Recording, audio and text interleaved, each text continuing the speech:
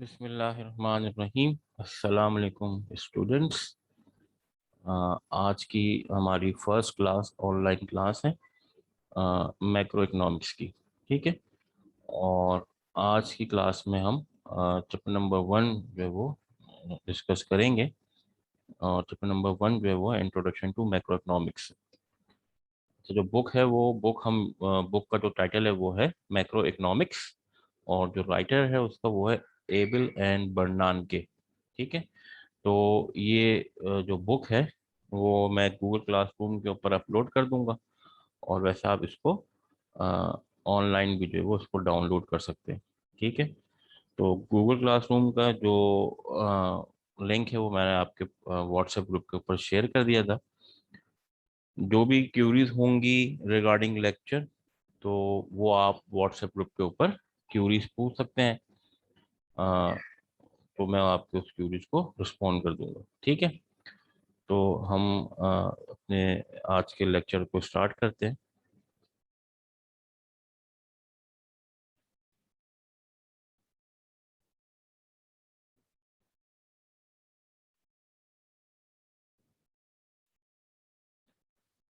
अच्छा। Last semester में previous semester में आप लोगों ने माइक्रो इकोनॉमिक्स का जो कोर्स है वो आप पढ़ चुके हैं। और माइक्रो इकोनॉमिक्स में आपने इकोनॉमिक्स की डेफिनेशन और हमने देखा था कि इकोनॉमिक्स की दो ब्रांचेस हैं, एक माइक्रो और दूसरी मैक्रो इकोनॉमिक्स। ठीक है। तो माइक्रो इकोनॉमिक्स में जो है वो हम बेसिकली इंडिविजुअल के बिहेवियर को डिस्कस करते हैं।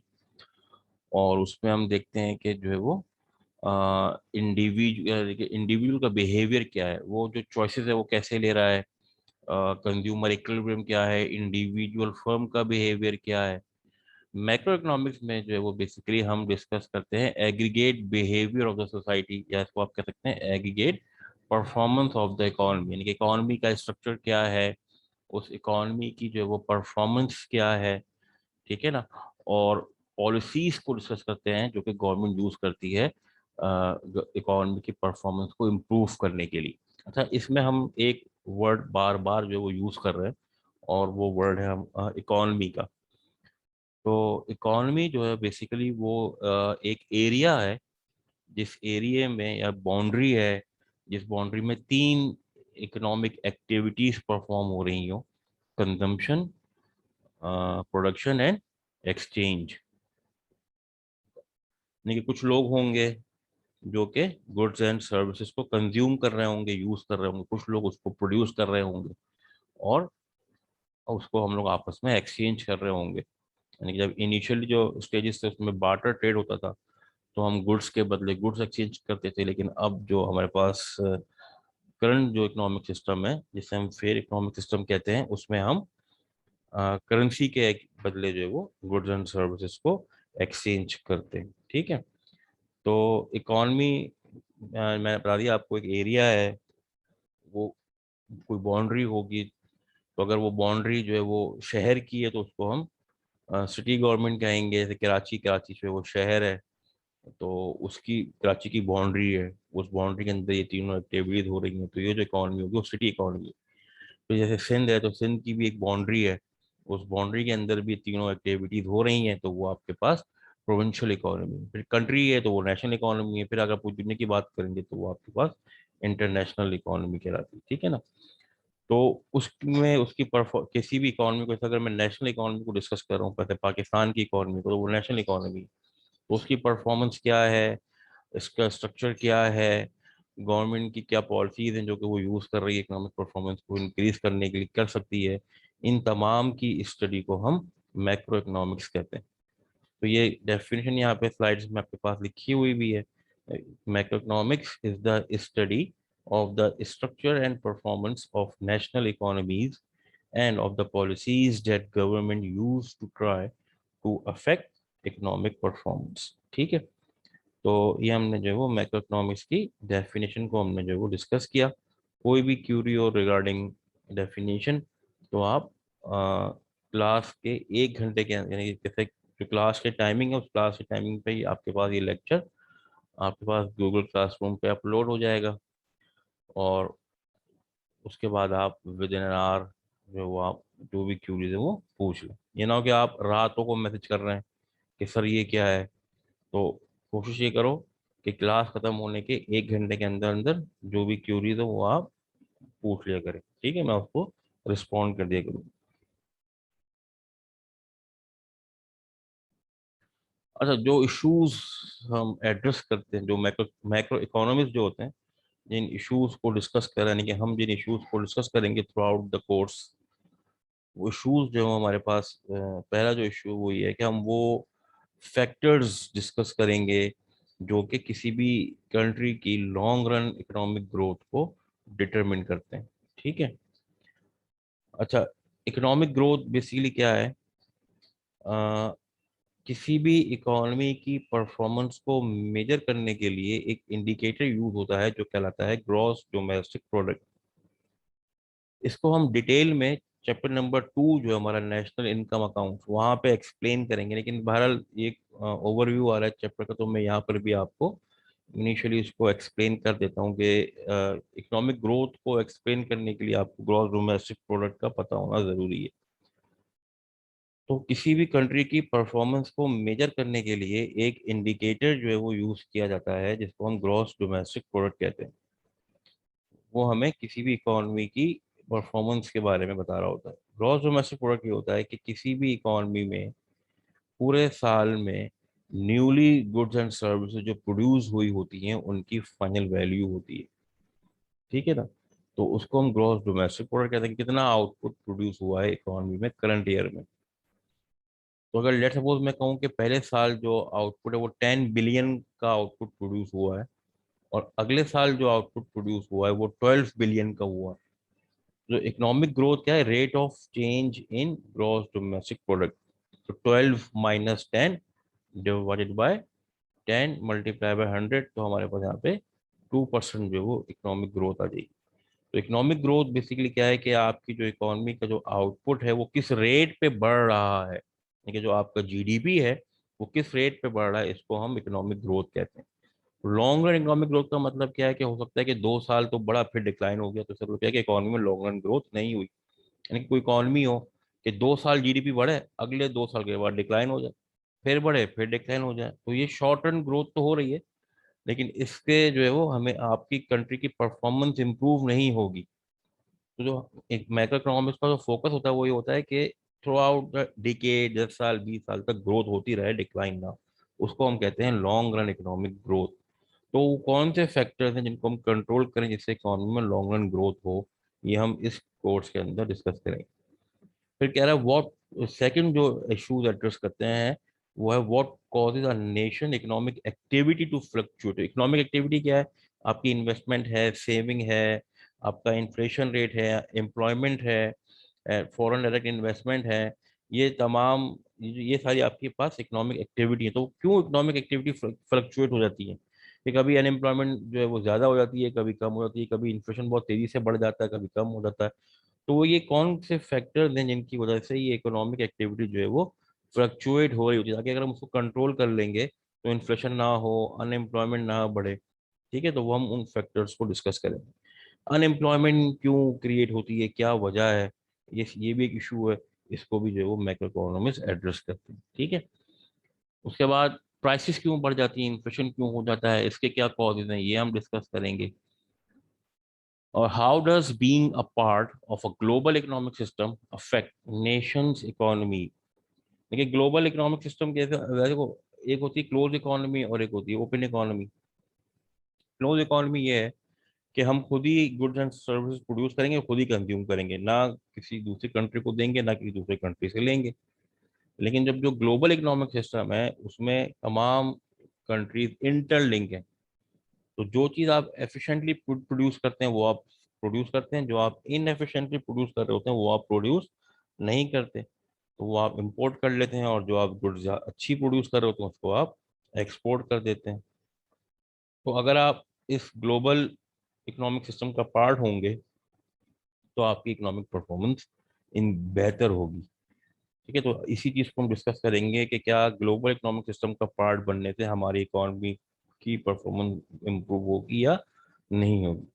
उसके बाद can government policies be use to improve economic performance. फिर हम इस इशू को भी एड्रेस करेंगे कि क्या जो गवर्नमेंट की पॉलिसीज हैं जो वो लेती है, मनी सप्लाई बढ़ा रही है, कम कर रही है, टैक्स बढ़ा रही है, कम कर रही है, क्या इससे इकोनॉमी की परफॉर्मेंस बेहतर होती है या इसका नुकसान होता है। ठीक है, ये भी एक इशू है, इसको भी हम डिस्कस करेंगे। तो ये कुछ इश्यूज थे हमारे पास, 6 मैक्रो इकोनॉमिक इश्यूज थे कि लॉन्ग रन इकोनॉमिक ग्रोथ के फैक्टर्स क्या हैं, इकोनॉमिक एक्टिविटीज फ्लक्चुएट क्यों होती है, अनएम्प्लॉयमेंट क्यों क्रिएट होती है, प्राइसेस क्यों बढ़ती हैं, ग्लोबल इकोनॉमिक सिस्टम का पार्ट बनने से क्या परफॉर्मेंस इंप्रूव होगी, और क्या गवर्नमेंट को इकोनॉमिक परफॉर्मेंस इंप्रूव करने के लिए पॉलिसीज यूज करनी चाहिए या नहीं करनी चाहिए। ये जो है वो हम इस कोर्स के अंदर इन इश्यूज को डिस्कस करेंगे। ठीक है।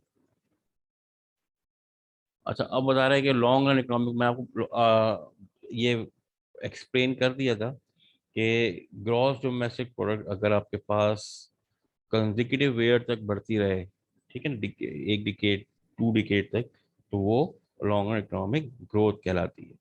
तो कह रहा है कि जो रिच नेशन हैं उनकी जो ग्रोथ है वो एक्सटेंडेड पीरियड तक इंक्रीज होती रहती है, बढ़ती रहती है, कम नहीं होती। जबकि जो पुअर नेशन होती हैं वो कभी इसको एक्सपीरियंस ही नहीं कर पाती कि ग्रोथ हुई, या अगर कभी ग्रोथ हो भी जाए तो वो डिक्लाइन हो जाती है। लेकिन अगर 2 साल ग्रोथ हुई पर अगर 4 साल डिक्लाइन हो गई तो वो जो उसका फायदा हुआ था वो ऑफसेट हो गया।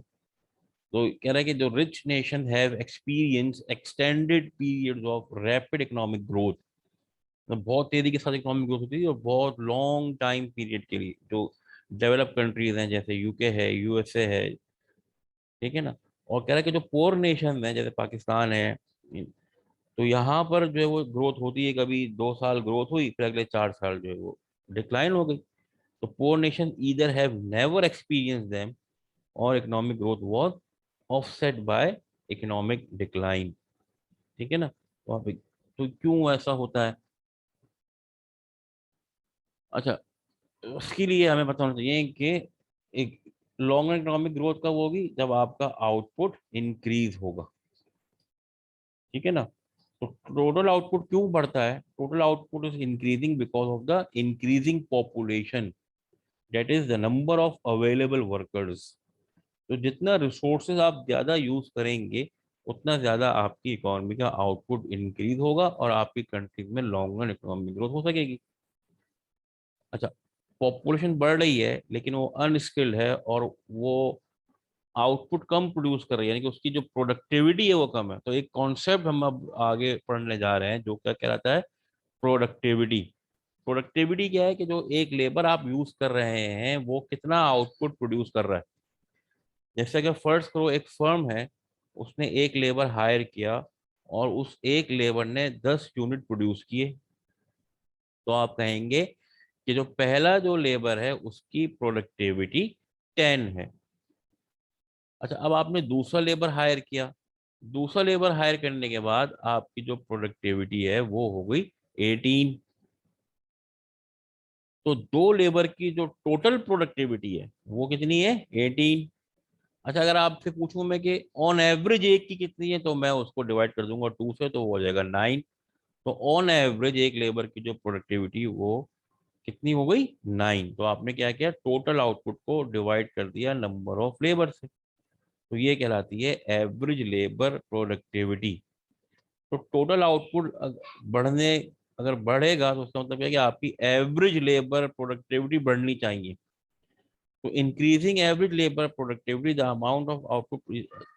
देखिए, जो आपका टोटल आउटपुट है वो किस पे डिपेंड कर रहा है, कि आपकी जो एवरेज लेबर प्रोडक्टिविटी वो बढ़ेगी तो आपका जो टोटल आउटपुट है उसमें इजाफा होगा।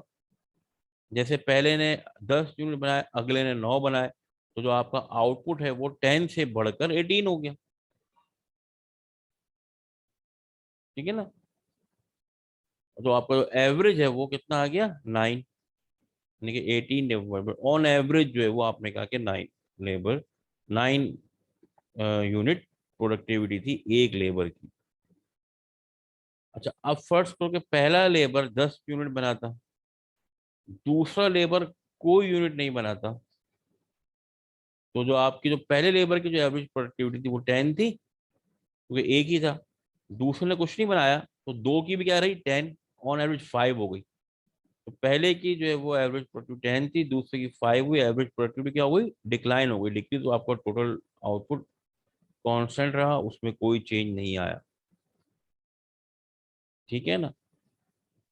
तो टोटल आउटपुट कब बढ़ेगा, जब आपकी एवरेज प्रोडक्टिविटी इंक्रीज होगी, बढ़ेगी। एवरेज प्रोडक्टिविटी क्या होती है, वो डेफिनेशन पे लिखी हुई है, the amount of output produce per unit of labour input. कि एक इनपुट ऑन एवरेज कितना आउटपुट प्रोड्यूस कर रहा है, इसको हम एवरेज लेबर प्रोडक्टिविटी कहते हैं। इसको कैसे कैलकुलेट करते हैं, टोटल आउटपुट को डिवाइड कर देते हैं नंबर ऑफ यूनिट्स, तो आपके पास एवरेज प्रोडक्टिविटी आ जाती है। तो जो अब rate of growth of output, यानी कि जो आउटपुट है वो बढ़ रहा है, किस रेट पे बढ़ेगा उसको हम कहते हैं ग्रोथ रेट ऑफ आउटपुट। तो जो ग्रोथ रेट ऑफ आउटपुट है वो डिपेंड करता है आपकी सेविंग और इन्वेस्टमेंट पे, टेक्नोलॉजिकल चेंज के ऊपर, और rate of change in other factors पे। यानी कि आपको अगर आउटपुट इंक्रीज करना है तो आपके पास सेविंग होनी चाहिए, सेविंग होगी तो आप इन्वेस्टमेंट करेंगे। और टेक्नोलॉजिकल चेंज, यानी कि टेक्नोलॉजी आपकी इंप्रूव होगी तो वो ज़्यादा एफिशिएंटली आपका लेबर काम करेगा और आपका आउटपुट ज़्यादा बढ़े। यानी कि अगर एक लेबर अमेरिका में काम कर रहा हो तो उसकी प्रोडक्टिविटी ज़्यादा होगी, क्योंकि वहाँ पे टेक्नोलॉजी एडवांस है, वो जो मशीनरी यूज़ कर रहा है वो एडवांस है। पाकिस्तान में अगर वही लेबर काम कर रहा होगा तो उसकी प्रोडक्टिविटी कम होगी, क्योंकि यहाँ पे लेवल ऑफ टेक्नोलॉजी कम है। अदर फैक्टर्स में आपके पास आ जाता है, क्लाइमेट आ जाता है, वेदर आ जाता है, लॉ एंड ऑर्डर सिचुएशन आ जाती हैं।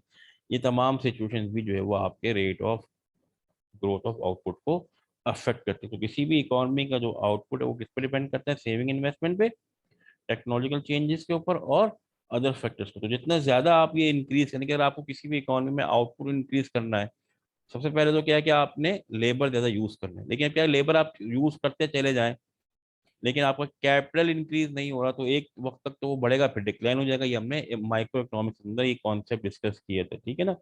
जब हमने law of diminishing marginal productivity of labour पढ़ा था, तो वहाँ पे तमाम कॉन्सेप्ट हमने एवरेज प्रोडक्टिविटी, मार्जिनल प्रोडक्टिविटी हमने वहाँ पे डिस्कस किए हुए हैं, ठीक है। उसके अलावा जो आउटपुट है वो किस पे डिपेंड कर रहा है, आपकी आपकी इकोनॉमी में सेविंग कितनी है, इन्वेस्टमेंट कितनी है, टेक्नोलॉजिकल चेंज क्या है, क्लाइमेट क्या है, वेदर कंडीशंस क्या है, लॉ एंड ऑर्डर सिचुएशंस क्या है, ठीक है ना, इंफ्रास्ट्रक्चर डेवलप है या नहीं है। इन तमाम चीज़ों के ऊपर आपकी इकोनॉमी का जो ग्रोथ रेट है वो अफेक्ट डिपेंड करता है। तो अगर आपको लॉन्ग रन इकोनॉमिक ग्रोथ करनी है अपनी इकोनॉमी में, तो आपको सेविंग और इन्वेस्टमेंट इंक्रीज करनी होगी, टेक्नोलॉजिकली एडवांस होना होगा, और अदर फैक्टर्स को आपने कंट्रोल करना होगा। तो आपकी जो है वो इकोनॉमिक ग्रोथ इंक्रीज होगी, ठीक है। फिर बता रहा हूँ, कोई भी क्यूरी हो, कोई भी कंफ्यूजन हो, तो आप व्हाट्सएप के ऊपर मुझसे तो सवाल पूछ सकते हैं। वॉइस क्लिप के जरिए से, मैं वॉइस क्लिप के जरिए से आपको उसको रिस्पॉन्ड कर दूंगा।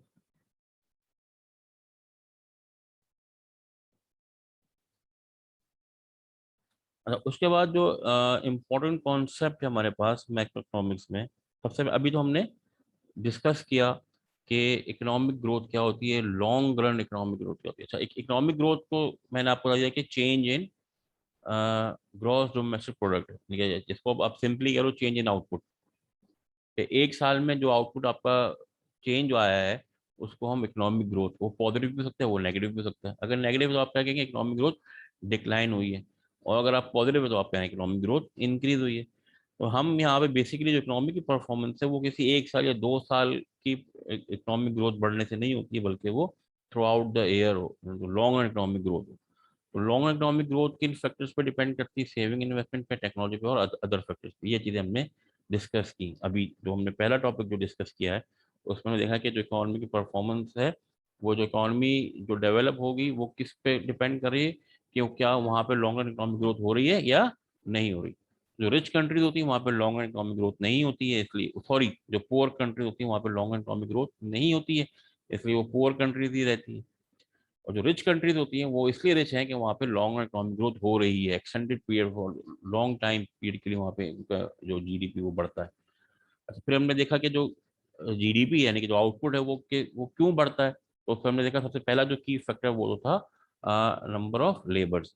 उसके बाद कुछ अदर फैक्टर्स थे, रिमेनिंग फैक्टर्स है जिन पे आउटपुट डिपेंड करता है, वो अपना सेविंग इन्वेस्टमेंट था, टेक्नोलॉजिकल चेंजेस और अदर फैक्टर्स में हम लॉ एंड ऑर्डर सिचुएशन है, क्लाइमेट वेदर है, ये तमाम चीजें। ठीक है, ये हम डिस्कस। अब जो दूसरा टॉपिक जो हम यहाँ पे डिस्कस करें वो है बिजनेस साइकिल।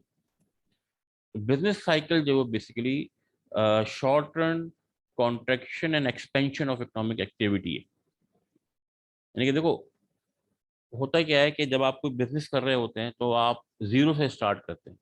ठीक है, फिर जब टाइम गुजरता रहता है तो आपका प्रॉफिट या आपका फर्म का आउटपुट बढ़ता है, बढ़ते बढ़ते वो बढ़ता रहेगा, फिर एक पॉइंट आएगा जिसपे वो अपने मैक्सिमम पे पहुंच जाएगा। उसके बाद फिर वो डिक्लाइन होना शुरू होगा, फिर अपने मिनिमम पे पहुंचेगा, फिर इंक्रीज हो जाएगा। कभी भी ऐसा नहीं होता कि कोई भी फर्म जो है वो हर वक्त उसका आउटपुट बढ़ता रहेगा। वो अपने मैक्सिमम पे जब पहुंच जाएगा तो वो ऑटोमेटिकली डिक्लाइन होगा। इसी तरीके से भी ऐसा नहीं है कि जो डेवलप, हमने कहा ना कि लॉन्ग इकोनॉमिक ग्रोथ में वो कंट्री जो रिच कंट्री है वहां पे हर वक्त नहीं होती रहेगी। तो अगर ऐसा होता तो कभी हम देखते कि अमेरिका में कभी क्रैशेस नहीं आते, यूके में कभी क्रैशेस नहीं आते, लेकिन हम देखते हैं कि वहां पर भी क्रैशेस आते हैं, वहां पर भी महंगाई हो जाती है, वहां पर भी अनएम्प्लॉयमेंट क्रिएट हो जाती है। तो ये बिजनेस साइकिल का पार्ट है। हर इकोनॉमी ग्रो करेगी, अपने मैक्सिमम पे पहुंच जाएगी, उसके बाद उसको उसकी इकोनॉमिक एक्टिविटी डिक्लाइन होंगी, और फिर उसके बाद जब वो, अच्छा, अब डिक्लाइन होगी तो हमेशा डिक्लाइन नहीं होती चली जाएगी, बल्कि वो अपने मिनिमम पॉइंट पे पहुंचने के बाद फिर वो इंक्रीज होगी, फिर पीक पे चली जाएगी। तो ये जो अप्स एंड डाउन है, यानी कि short run contraction and expansion, इसको हम कहते हैं बिजनेस साइकिल। ठीक है, तो हर इकोनॉमी बिजनेस साइकिल को फॉलो करती है। कोई भी इकोनॉमी ऐसी नहीं है जो कि हर वक्त वहां पे ग्रोथ हो रही हो। तो अब इसको एक्सप्लेन करने के लिए कि क्यों जो रिच कंट्रीज हैं वहां पे डिक्लाइन आ जाता है, तो क्यों आ जाता है, बिजनेस साइकिल की वजह से। बिजनेस साइकिल क्या है कि हमेशा हर पीक के बाद एक डिक्लाइन है, ट्रफ है, हर ट्रफ के बाद फिर एक पीक है। ठीक है ना, तो बिजनेस साइकिल बेसिकली क्या है, शॉर्ट टर्म फ्लक्चुएशंस या contraction and expansion of economic activity, इसको हम कहते हैं बिजनेस साइकिल। और हर इकोनॉमी जो है वो बिजनेस साइकिल को फॉलो कर रही होती है। और बिजनेस साइकिल में का एक पार्ट है रिसेशन। तो रिसेशन क्या है, is the downward phase of a business cycle when national output is falling और ग्रोइंग स्लोली। ये आपकी इकोनॉमी बूम पे चली गई, टॉप परफॉर्म कर रही है, आउटपुट आपका हाई है, उसके बाद क्या होगा कि आपकी जो इकोनॉमिक ग्रोथ है वो डिक्लाइन होना शुरू हो जाएगी, स्लो हो जाएगा ग्रोथ रेट, ये रिसेशन कहलाता है। तो जिस वक्त कंट्री रिसेशन में होती है, ये हार्ड टाइम होता है बहुत सारे लोगों के लिए, यानी कि वो जॉब कट हो रही होती हैं।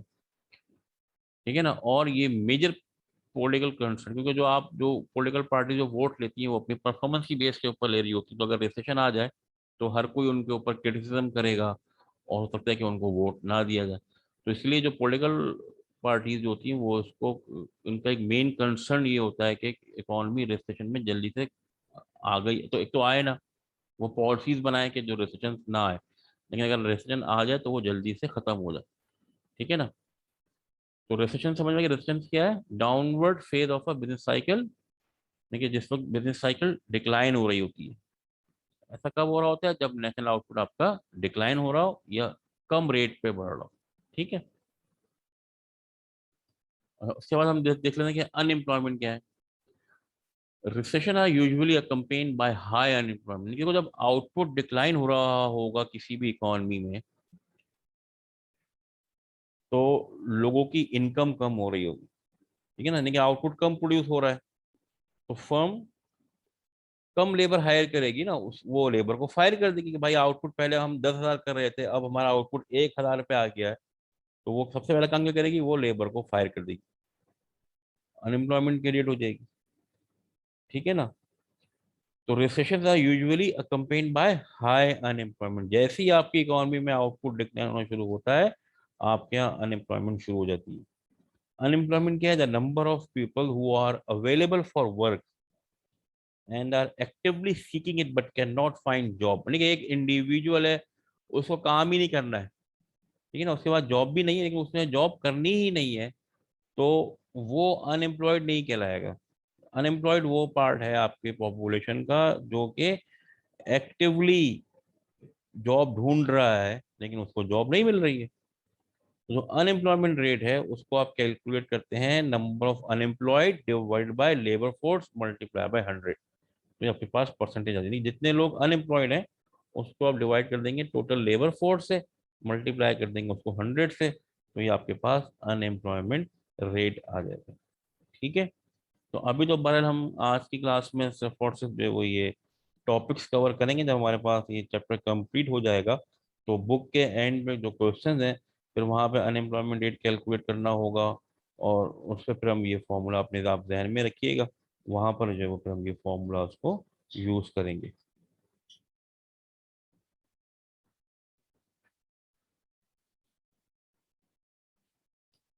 तो क्या unemployment rate can stay high even when the economy is doing well. यार ये पॉसिबिलिटी है कि अनएम्प्लॉयमेंट रेट हाई हो और इकोनॉमी की परफॉर्मेंस सही हो, इकोनॉमी परफॉर्म कर रही हो।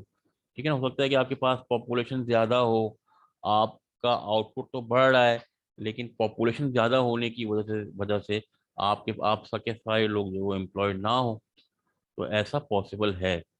तो after 8 years of economic growth in 2000, the unemployment rate in Canada was near 7%। यानी कि 8 साल तक इकोनॉमिक ग्रोथ होती रही, लॉन्ग रन इकोनॉमिक ग्रोथ होती रही 2000 में, ठीक है ना, लेकिन उसके बावजूद भी जो है वो जो अनएम्प्लॉयमेंट रेट था वो 7% था। ठीक है, हो सकता है वो माइग्रेंट्स आ रहे होते हैं दूसरी कंट्रीज से आपकी कंट्रीज में आ रहे होते हैं, जिसके वो जॉब्स ढूंढ नहीं पाते हैं, उनकी स्किल्स नहीं होती हैं, अनस्किल्ड वर्कर होता है, तो वो आपकी इकोनॉमी परफॉर्म भी कर रही होगी लेकिन वो सुटेबल जॉब फाइंड आउट नहीं कर सकता। ठीक है ना। उसके बाद जो हमारे पास यहाँ पे इन्फ्लेशन। तो बेसिकली जो इस चैप्टर में हम इंट्रोडक्शन ही डिस्कस कर रहे हैं ना कि इकोनॉमिक ग्रोथ क्या है, क्योंकि ये टर्म बार बार आएंगे, आउटपुट क्या है, लॉन्ग रन ग्रोथ क्या होती है, अनएम्प्लॉयमेंट क्या है, इन्फ्लेशन, वो जो इश्यूज थे उनकी हम यहाँ पे सिर्फ डेफिनेशन को डिस्कस कर रहे हैं। फिर जब हम फर्दर जब हम उसको चैप्टर्स पढ़ेंगे तो फिर वहाँ पे फिर हम देखो इनकी पॉलिसीज को डिस्कस क्या करेंगे। ठीक है, तो इन्फ्लेशन क्या है, change in price level when the price of more. अच्छा अब देखो, किसी एक चीज की प्राइस अगर बढ़ जाए तो उसको हम इन्फ्लेशन नहीं कहते। यानी कि पता चला आटा महंगा हो गया तो आपके महंगाई हो गई, नहीं। ओवरऑल गुड्स की प्राइस अगर इंक्रीज हो रही हो तो उसको हम इन्फ्लेशन कहते हैं। कह रहे when the price of most goods and services rising over time, it's inflation. यानी कि हर चीज महंगी हो रही है, हर चीज की प्राइस बढ़ रही है, तो मोस्टली गुड्स एंड सर्विस की प्राइस अगर बढ़ रही हो तो उसको हम इन्फ्लेशन कहते हैं, महंगाई यानी कि increase in the price level. और अगर वो कम हो रही हो तो उसको हम डिफ्लेशन कहते हैं। The inflation rate is the percentage increase in the average level of price. Percentage change क्या होता है, final price minus initial price, यानी कि करंट जो प्राइस है किसी भी कमोडिटी की वो उसमें से माइनस कर देंगे जो प्रीवियस मंथ में प्राइस थी, और डिवाइड कर देंगे इनिशियल प्राइस से और मल्टीप्लाई कर देंगे 100 से, तो आपके पास यहाँ पे इन्फ्लेशन रेट आ जाएगा। बहरहाल जब हम इस चैप्टर के क्वेश्चंस को जब सॉल्व करेंगे तो फिर वहाँ पे मैं आपको इन्फ्लेशन रेट कैसे कैलकुलेट होता है वो भी हम इसको फिर करके दिखा देंगे। ठीक है, अभी आप सिर्फ डेफिनेशन में ध्यान में रखें कि इन्फ्लेशन क्या है, change in the price level. किसी एक गुड की प्राइस बढ़ जाना इन्फ्लेशन नहीं है, वो होती है, बल्कि मोस्टली गुड्स या ओवरऑल गुड्स जो आपकी सोसाइटी में प्रोड्यूस हो रही हैं उनकी प्राइसेस में अगर इजाफा हो रहा है तो उसको हम इन्फ्लेशन कहते हैं। इन्फ्लेशन को मेजर करने के लिए बहुत सारे इंडिकेटर यूज होते हैं, एक कंज्यूमर प्राइस इंडेक्स है, उसके बाद जो है वो जीडीपी डिफरेटर है। जब हम नेशनल इनकम अकाउंट्स पढ़ेंगे चैप्टर नंबर 2 तो वहां पे फिर हम इसको डिटेल में डिस्कस करेंगे कि किस तरीके से कैलकुलेट होता है। अच्छा, इन्फ्लेशन का अफेक्ट क्या होता है लोगों, इंडिविजुअल्स पे, सोसाइटी पे, इकोनॉमीज पे। देखो जब भी इन्फ्लेशन रेट बहुत तेजी के साथ इंक्रीज होगा, बहुत एक्सट्रीम इंक्रीज होगा, तो आपकी इकोनॉमी की परचेसिंग पावर रिड्यूस हो जाएगी। देखिए जो आपके पास 1000 रुपए थे वो सकता है 100 रुपए के बराबर हो जाए, है ना। आजकल जैसे हमारे पास जो नया पाकिस्तान है इसमें इन्फ्लेशन रेट बहुत हाई है, यानी कि वो चीज़ें जो आपको पहले हाफ रेट पे मिलती थी वो अब डबल हो चुकी हैं। कुकिंग ऑयल था वो आपको 150 रुपये का मिलता था, वो अब 300 रुपये का हो चुका है, इससे ज़्यादा ही हो चुका है। ठीक है ना। पेट्रोल जो है वो आपके पास जो 60 रुपये का था वो अब 120 रुपये का मिल रहा है।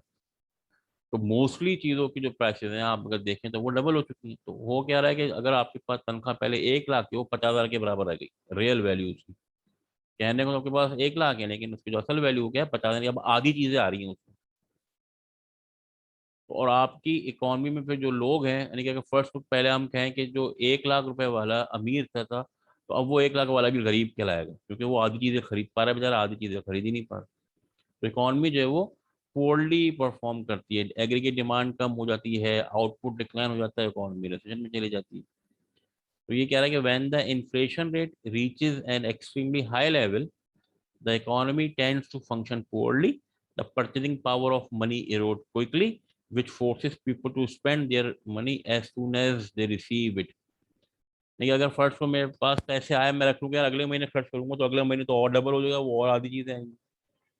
तो आप क्या करते हैं, जैसे जैसे ही पैसे आते हैं आपको खर्च कर देते हैं। तो फिर उस इकॉनमी में ना सेविंग होती है, ना उस इकॉनमी में इन्वेस्टमेंट होती है, और वहाँ पे आउटपुट भी जो है आपका डिक्लाइन होना शुरू हो जाता है। तो ये जो है वो अफेक्ट्स हैं किसके, इन्फ्लेशन के। ठीक है। अच्छा, आज के जो हमारे पास ये जो सेशन है, इस सेशन को फिर हम यहीं पर अभी एंड कर रहे हैं। बल्कि मेरे ख्याल में से अभी हमारे पास 10 मिनट्स बाकी, तो हम इसको कंटिन्यू कर लेते हैं। तो उसका क्या है, इंटरनेशनल इकोनॉमी। जो मैंने अभी आपको बताया था कि एक ओपन इकोनॉमी होती है, एक क्लोज इकोनॉमी होती है। जो ओपन इकोनॉमी होती है वो इंटरनेशनल इकोनॉमी कहलाती है। An economy which has extensive trading and financial relationship with other national economies is an open economy। यानी कि वो इकोनॉमी जो कि जो गुड्स एंड सर्विस प्रोड्यूस कर रही है उसको एक्सपोर्ट भी कर रही है, लोग बाहर की कंट्री से इंपोर्ट भी कर रही है, और एक्टिवली पार्टिसिपेट कर रही है इंटरनेशनल ट्रेड में, वो इकोनॉमी ओपन इकोनॉमी कहलाती है। और जिसका कोई रिलेशन नहीं होता, ना वो इंपोर्ट करती है ना वो एक्सपोर्ट करती है, बल्कि वो डोमेस्टिकली, यानी कि सेल्फ सस्टेनेंस इकोनॉमी, इसे कहते हैं सस्टेनेंस इकोनॉमी, जो कि अपनी तमाम जरूरत की चीजें खुद ही प्रोड्यूस करे, किसी और पे डिपेंड ना कर रही हो, उसको हम कहते हैं क्लोज इकोनॉमी। ठीक है। International trade and borrowing relationship can transmit business cycle from country to country. अच्छा, अब कह रहा है कि देखो, बिजनेस साइकिल हमने देखा कि अगर एक इकॉनमी रिसेशन में है तो वो रिसेशन में उसका आउटपुट डिक्लाइन होगा, अपने मिनिमम पे पहुंचेगा, फिर वो इंक्रीज होगा। अच्छा, अब ये नहीं पता कि वो कितना लॉन्ग ड्यूरेशन होगा। ठीक है ना, ये नहीं कि सिर्फ 10 साल में खत्म हो जाएगा, 20 साल में खत्म हो जाएगा, ये नहीं पता हमें। अगर कोई इकॉनमी रिसेशन में, इसका मतलब क्या है कि वहां पे आउटपुट की डिमांड, लोगों की इनकम कम होगी ना, अनएम्प्लॉयड, सबसे पहला इफेक्ट क्या होता है रिसेशन का, अनएम्प्लॉयमेंट। जैसे ही अनएम्प्लॉयमेंट होगी, आपके सोसाइटी की इनकम कम हो जाएगी। जब इनकम कम होती है आप डिमांड कम करते हैं, जब डिमांड की कम होगी तो फर्म आउटपुट कम प्रोड्यूस कर रही होगी। जब फर्म आउटपुट प्रोड्यूस कम कर रही है तो वो अगेन अपने लेबर को कम कर देगी, फिर इनकम कम, तो ये आप एक सर्कल में फंस जाते हैं और वो रिसेशन में ही रहते हैं। तो इसको आपने ब्रेक करना है। इसको ब्रेक करने के लिए क्या है कि आपने अपने आउटपुट को किसी तरीके से इंक्रीज करना है। तो फर्स्ट हो गया, आपका कोई ट्रेडिंग पार्टनर है वहाँ, कोई दूसरी कंट्री है, वहां पे इकोनॉमिक ग्रोथ हो रही है, वो अपने रिकवरी, यानी वहां पे इकोनॉमिक ग्रोथ इंक्रीज हो रही है, तो वहां पे जो है वो आउटपुट की डिमांड ज्यादा होगी। तो वो आपकी कंट्री से आपकी गुड्स एंड सर्विसेज को इंपोर्ट कर लेंगे, आपका आउटपुट बढ़ जाएगा, उसकी वजह से आपकी इकोनॉमिक ग्रोथ बढ़ जाएगी। यानी कि वो क्या हुआ कि वो कंट्री जो कि अपने ग्रोइंग फेज में था, जो कि रिकवरी फेज में था, जिसमें जहाँ पे ग्रोथ हो रही थी, वो उसने अपनी ग्रोथ को ट्रांसमिट कर दिया आपकी कंट्री में, और आप उसकी वजह से आपकी कंट्री भी जो है वो रिसेशन से निकल गई। क्योंकि देखो, की फैक्टर क्या है रिसेशन का, कि आउटपुट डिक्लाइन होता है, आउटपुट डिक्लाइन होने की वजह से अनएम्प्लॉयमेंट होती है, अनएम्प्लॉयमेंट की वजह से आपकी इनकम कम होती है, इनकम की वजह से आपकी डिमांड कम हो जाती है। तो आपने किसी तरीके से डिमांड क्रिएट करनी है तो आप रिसेशन से बाहर आएंगे, तो वो डिमांड आपके पास उस कंट्री से क्रिएट हो गई जहाँ पे ग्रोथ हो रही थी। ठीक है, तो यही कह रहा है कि जो इंटरनेशनल इकोनॉमी का बेनिफिट क्या है कि इंटरनेशनल इकोनॉमी के जो है वो बिजनेस साइकिल ट्रांसमिट हो जाते हैं। International trading, international trade and borrowing relationship can transmit business cycle from country to country. ठीक है। अच्छा, एक्सपोर्ट और इंपोर्ट क्या है ये आपको पता ही होगा, इसको हम यहाँ पे देख लेते हैं कि जो पाकिस्तान एक्सपोर्ट क्या होगा, goods and services produced in Pakistan. इसको थोड़ा सा हम यहाँ पे Pakistani exports are goods and services produce in Pakistan and consume abroad. Pakistani imports are goods and services produced abroad and consumed in Pakistan. ठीक है ना। देखिए जो गुड्स एंड सर्विस आप बनाए और अब्रॉड में वो यूज हो रही हो, तो वो जो कंजम्पशन है वो एक्सपोर्ट कहलाएगी। और आप जो गुड्स कंज्यूम कर रहे हैं लेकिन वो अब्रॉड में बनी थी, उसको हम इंपोर्ट में। तो इंटरनेशनल ट्रेड में एक्सपोर्ट और इंपोर्ट होती है, यानी कि वो जो गुड्स आपकी जरूरत से ज्यादा होती है उसको आप एक्सपोर्ट कर देते हैं, और जो गुड्स आपकी ज़रूरत के मुताबिक आप प्रोड्यूस नहीं कर पा रहे हैं, आपके यहाँ शॉर्टेज है, उसको आप इंपोर्ट कर लेते हैं। ठीक है। अच्छा, अब ट्रेड, अच्छा देखो, अगर एक्सपोर्ट और इंपोर्ट बराबर हो तो आपका ट्रेड बैलेंस होगा। ठीक है ना, ना आपने इजाफी कुछ देना है ना लेना है। लेकिन ट्रेड इम्बैलेंसेस एग्जिस्ट कब करता है कि जब आपके पास एक्सपोर्ट और इंपोर्ट डिफरेंस हो जाए। तो ट्रेड इम्बैलेंस मतलब ट्रेड बराबर नहीं है ना, एक्सपोर्ट ज्यादा या इंपोर्ट, तो वो दो, या तो ट्रेड सरप्लस होगा या डेफिसिट होगा। सरप्लस कब होगा, जब आपकी एक्सपोर्ट ज्यादा होंगी, इंपोर्ट कम होंगी। है ना। एक्सपोर्ट ज्यादा का मतलब क्या है कि आपने ज्यादा पैसे रिसीव करेंगे, कम पैसे देने होंगे, तो आपका जो ट्रेड होगा वो सरप्लस बनेगा, एक्सपोर्ट ज्यादा थी। ट्रेड डेफिसिट कब होगा, जब आपकी इंपोर्ट ज्यादा हो जाए, यानी कि आप ज्यादा चीजें इंपोर्ट, जैसे पाकिस्तान बहुत ज्यादा इंपोर्ट करता है, एक्सपोर्ट जो है वो उसका 20% भी नहीं करता, तो पाकिस्तान के पास ट्रेड डेफिसिट एग्जिस्ट करता है, तो आपने पेमेंट्स करनी होती है। ठीक है, पेमेंट आपने डॉलर में करनी होती है। तो ट्रेड सरप्लस क्या है, जब आपके पास एक्सपोर्ट, जब जब भी आपकी एक्सपोर्ट जो है वो आपकी इंपोर्ट से ज्यादा होगी, तो आपके पास ट्रेड सरप्लस एग्जिस्ट करेगा। और ट्रेड डेफिसिट कब होगा, जब आपकी इंपोर्ट ज्यादा हो जाए और आपकी एक्सपोर्ट कम हो जाए, तो उसे हम ट्रेड डेफिसिट कहते हैं। ठीक है? तो जब भी जो कंट्री ट्रेड करेगी तो वहां पे इम्बैलेंस क्रिएट हो सकता है। अच्छा, अगर बैलेंस हो, तो वो बैलेंस कब होगा, जब दोनों एक्सपोर्ट और इंपोर्ट बराबर होंगे। इम्बैलेंस कब होगा, जब दोनों बराबर नहीं होंगे। तो इम्बैलेंस की दो टाइप्स हैं, एक को हम कहते हैं सरप्लस और एक को हम कहते हैं डेफिसिट। सरप्लस कब होगा, जब आपकी एक्सपोर्ट ज्यादा होंगी और इंपोर्ट कम होंगी, तो आपका ट्रेड सरप्लस होगा। डेफिसिट कब होगा, जब आपके पास इंपोर्ट ज्यादा होंगी और आपकी एक्सपोर्ट कम होगी, तो आप इसको कहेंगे ट्रेड डेफिसिट। ठीक है। तो आज की क्लास को हम फिर यहीं पर एंड कर रहे हैं सेशन को, और नेक्स्ट सेशन में या जो नेक्स्ट लेक्चर होगा उसको, उसमें जो है वो फिर हम उसको आगे कंटिन्यू करेंगे। जो भी क्यूरीज हो, कोई भी प्रॉब्लम हो, कोई चीज़ नहीं समझ में आई हो, तो वो आप जो है वो मुझसे व्हाट्सएप ग्रुप पे हम मुझसे पूछ सकते हैं। ठीक है स्टूडेंट्स, तो हम यहाँ पे इस सेशन को एंड करते हैं। नेक्स्ट सेशन में फिर हम इसको आगे कंटिन्यू करेंगे। ओके स्टूडेंट्स, टेक केयर, अल्लाह हाफिज।